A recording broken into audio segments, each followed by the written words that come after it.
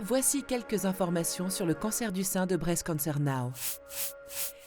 Quelques faits essentiels à retenir sur le cancer du sein. Le cancer du sein est le cancer le plus fréquent chez les femmes au Royaume-Uni. Chaque année, le cancer du sein est diagnostiqué chez environ 55 000 femmes et 370 hommes. Au Royaume-Uni, une femme sur 7 développera un cancer du sein au cours de sa vie. À propos de vos seins. Les seins sont constitués de glandes mammaires qui produisent du lait et de canaux, des tubes qui transportent le lait vers le mamelon. Ils sont entourés de glandes et de fibres et de tissus graisseux qui donnent aux seins leur taille et leur forme.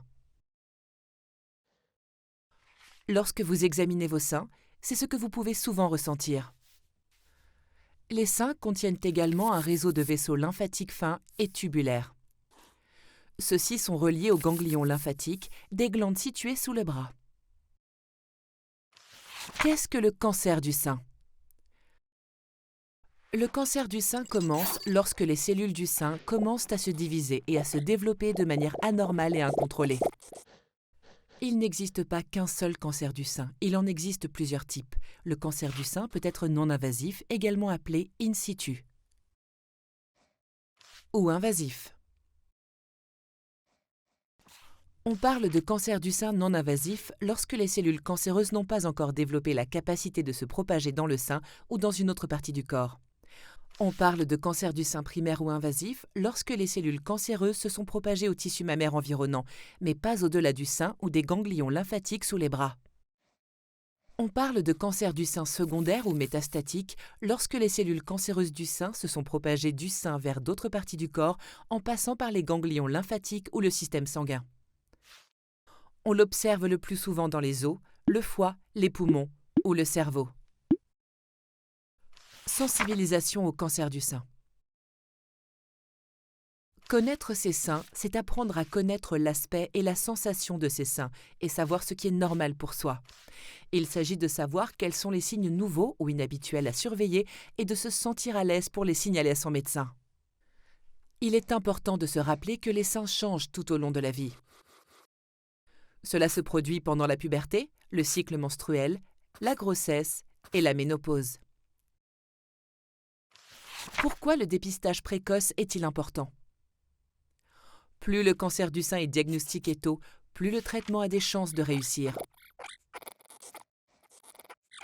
La plupart des cas sont découverts par des femmes qui remarquent des signes inhabituels et consultent leur médecin généraliste pour les faire contrôler. Il est donc très important que toutes les femmes adultes surveillent leurs seins. La palpation de vos seins ne prend que quelques minutes et ce n'est pas plus compliqué que ça. Touchez, regardez, vérifiez. Touchez, regardez, vérifiez. Touchez vos seins. Vous sentez quelque chose d'inhabituel ? Cherchez des changements.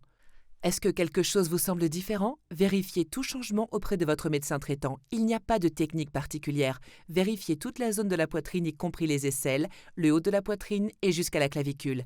Si vous prenez l'habitude de les vérifier dans le cadre de votre routine quotidienne, vous n'aurez pas à vous demander si vous le faites suffisamment régulièrement. Vous pouvez le faire lorsque vous êtes dans votre bain, sous la douche, que vous appliquez une crème pour le corps ou que vous vous habillez. L'important est de trouver le moment et la manière qui vous conviennent.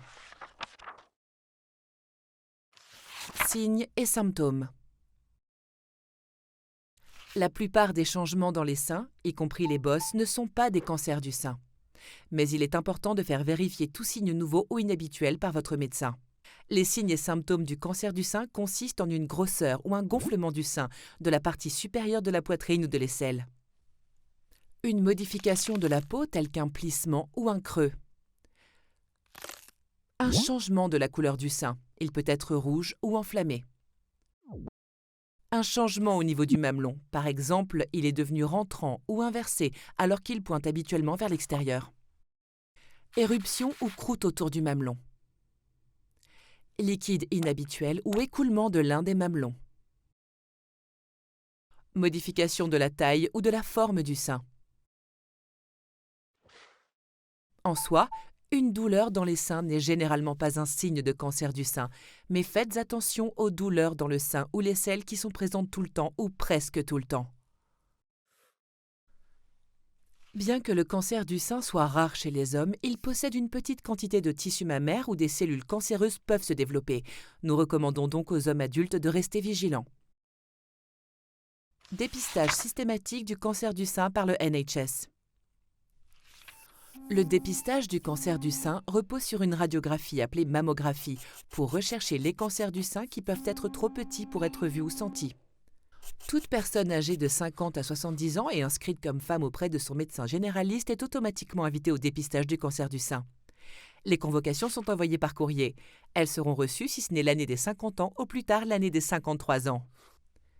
Entre deux mammographies, il est important que les personnes restent vigilantes et vérifient régulièrement leur sein. Quelles sont les causes du cancer du sein ? De nombreux facteurs interviennent dans le risque de développer un cancer du sein. Certains de ces facteurs ne peuvent pas être changés. Par exemple, être une femme, 99% des nouveaux cas concernent des femmes. L'âge est également un facteur car le risque augmente avec l'âge. 8 cas sur 10 sont diagnostiqués chez les femmes de 50 ans et plus. Environ 2300 cas par an sont diagnostiqués chez des femmes âgées de 39 ans ou moins, soit 4% de tous les cas. Les antécédents familiaux sont également importants. Environ 5% des femmes atteintes d'un cancer du sein ont hérité d'un gène qui augmente leur risque de développer cette maladie. Le mode de vie peut également jouer un rôle. On estime qu'au moins 23% des cancers du sein pourraient être évités car ils sont liés à un mode de vie. Pratiquez une activité physique. Vous pouvez contribuer à réduire vos risques de développer un cancer du sein en pratiquant une activité physique régulière. Les médecins du Royaume-Uni recommandent aux adultes de pratiquer au moins 150 minutes d'activité physique par semaine. Vous pouvez le répartir comme vous le souhaitez. Par exemple 20 minutes par jour ou 30 minutes 5 fois par semaine, comme bon vous semble.